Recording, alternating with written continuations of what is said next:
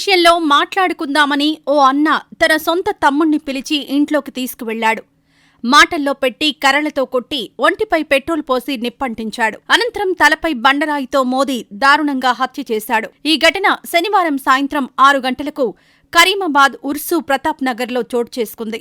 స్థానికులు మృతుడి భార్య కథనం ప్రకారం వరంగల్ ఉర్సు కరీమాబాద్ కురుమవాడ వెంకటేశ్వర హైస్కూల్ సమీప కాలనీలో గోవిందుల కొమ్మాలుకు 3 కుమారులు శ్రీనివాస్, శ్రీకాంత్, శ్రీధర్ ఉన్నారు. ఈ 3 అన్నదమ్ముల్లో శ్రీనివాస్ పెద్దవాడు. రెండవ కొడుకు శ్రీధర్, మూడవ కొడుకు శ్రీకాంత్. వీరి ముగ్గురులో మొదట్నుండి శ్రీధర్ది కొంచెం గొడవలకు వెళ్లే మనస్తత్వం. శ్రీకాంత్ తన పని తాను చేసుకునే రకం.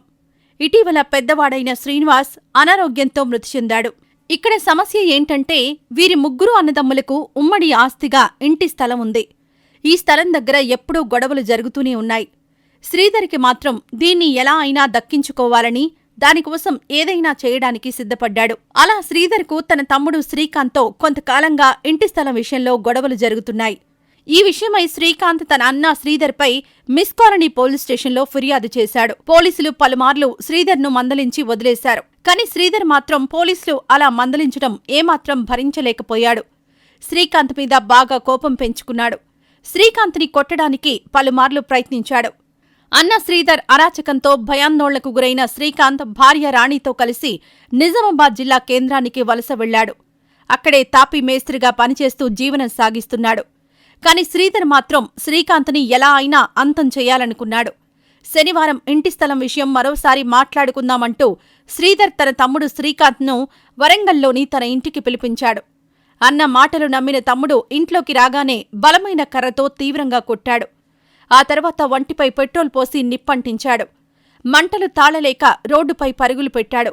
శ్రీకాంత్ డ్రైనేజీలో పడగానే అతని తలపై శ్రీధర్ బండరాయి ఎత్తేసి హత్య చేశాడు. ఈ విషయం తెలిసిన వెంటనే Mills Colony inspector Musku Srinivas, SI Sambaiah, clues team బృందంతో ఏసీపీ బోనాల కిషన్ ఘటనా స్థలానికి చేరుకున్నారు.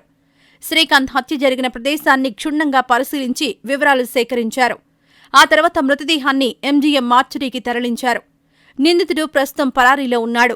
సమాచారం అందుకున్న మృతుడి భార్య రాణి ఘటనా స్థలానికి చేరుకుని భర్త మృతదేహాన్ని చూసి బోరున విలపించింది.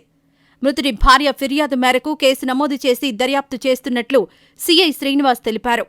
కరీమాబాద్లో జరిగిన హత్య ఘటన వద్ద కర్ర, బండరాయి, పెట్రోల్ డబ్బాను గుర్తించామని పోలీసులు తెలిపారు.